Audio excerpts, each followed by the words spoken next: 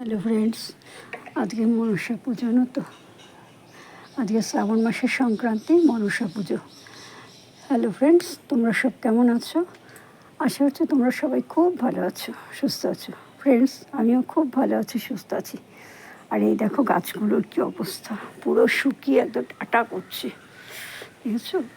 আজকে এত রোদ উঠেছে মানে ভাবা যায় না। আর এই দেখো, আমি চৌবাচ্চার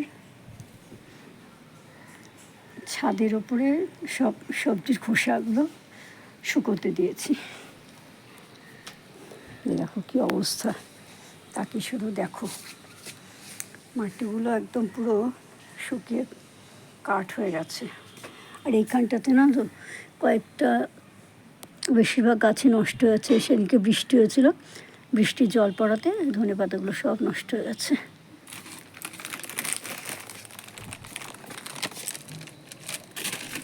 আর দেখো এখানে কচি কচি সব পাতা গুজিয়েছে।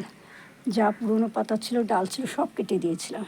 কেটে দিয়ে আজকে গাছটা এরকম হয়েছে। এই দেখো না, এই যে বুঝেছো, এই পোকাগুলোই এই গাছটাতে হচ্ছে। দেখো গাছটার কী অবস্থা, পুরো গাছটা ঝিমিয়ে গেছে।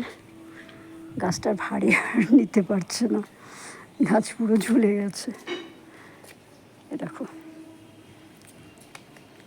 দুটো লঙ্কা হয়েছে, তার মধ্যে একটা লঙ্কা লাল হয়ে গেছে, তুলে ফেলবো। এটা লাল হোক পুরো, তুলে ফেলবো। আর এই দেখো কৃষ্ণ তুলসী গাছ আর বেগুন গাছটা কী হয়েছে, বেগুনটা আপনা আপনি খসে পড়ে গেছে। মাটিগুলো দেখো না অবস্থা, কী অবস্থা।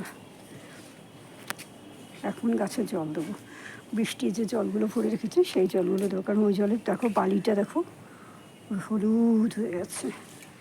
বৃষ্টির জলে প্রচণ্ড পরিমাণে নাইট্রোজেন থাকে। দেবো যখন, ওই জলটা আছে এখন, তখন ওই জলটাই দিই। এটা করবী গাছের ডালটা হাত দিয়ে ছিঁড়ে নিয়ে এসেছিলাম না, ডগাটা, এ দেখো সেই ডগাটা হয়ে গেছে। আর এখানে পাশের বাড়ি থেকে, বাপের বাড়িতে পাশের বাড়িতে তেজপাতা গাছ আছে, ওইখানে ডালটা কাটছিল, কেটে দিচ্ছিল, তখন আমি নিয়ে এসেছি। এগুলো শুকিয়ে গাছে সার করব।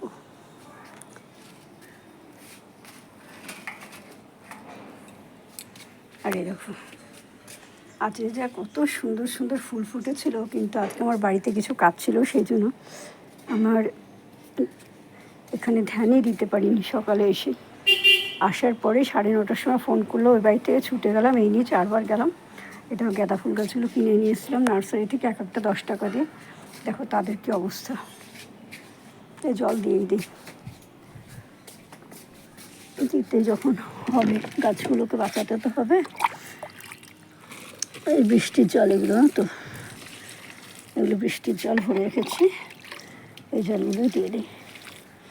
এই জন্যই তো ভরে রেখেছি, যখন জল সমস্যা হয় তখন এই জলগুলো দিয়ে কাজ চলে যাবে।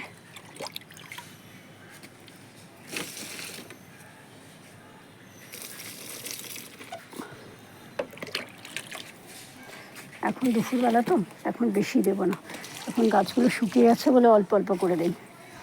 এই গাছগুলো দিয়ে, এই গাছগুলোতে আরও বেশি করে জল দেবো সন্ধ্যাবেলা।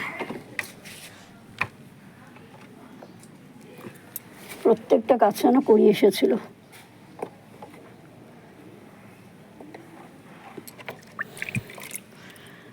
গাঁদা গাছগুলো সবগুলো করি আছে, এবার একটু বাদে ঠিক হয়ে যাবে।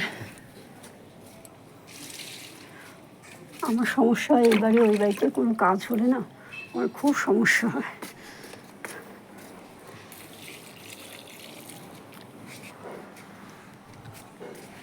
যেগুলো ছায়াতে আছে সেগুলো ঠিক আছে, কিন্তু যেগুলো রোদে আছে সেগুলো অবস্থা দফা। কিন্তু রোদ না হলেও তো চলবে না, গাছে বেশি জল হলে তো গাছের গোড়া পচে যাবে, গাছগুলো মরে যাবে, তাই না বলো? যেগুলো ছায়াতে আছে সেগুলো পরে দেবো, যেগুলো বেশি রোদে আছে সেগুলো আগে দিয়ে দেয়। বালিতে জল দিলে একটা সুবিধা কী বলো দেখিনি, একদিন দিলে 2-3 দিন দিতে হয় না, যতক্ষণ বালি ভেজা থাকে ততক্ষণই চলে। এই দেখো, কালকে গাছে জল দিতে ভুলে গেছি, সব গাছগুলো একদম গেছে।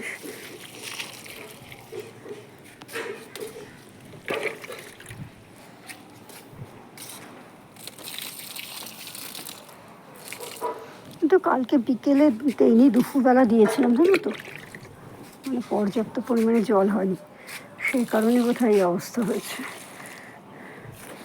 কারণ মানুষের শরীরে যতটা খাবার প্রয়োজন ততটা খাবার যদি সে না পায় তাহলে তো সে অসুস্থ হয়ে পড়বে। গাছেদেরও তো তাই, তাই না বলো? ওরা বলতে পারে না, ওদের ভাষা অন্যরকম। যারা গাছকে খুব ভালোবাসে তারা ওদের ভাষা ঠিক বুঝে নেবে।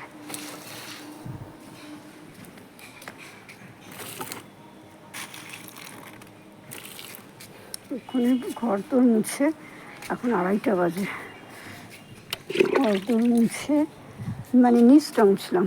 আজকে সংক্রান্তি তো, ওই বাড়ি থেকে আসলাম, এসে সমস্ত কাজ ফাজ সেরে ঘর মুছলাম, মুছে না খেয়ে দিয়ে তারপর মুছেছি। এখন ওপরটা মুছলাম।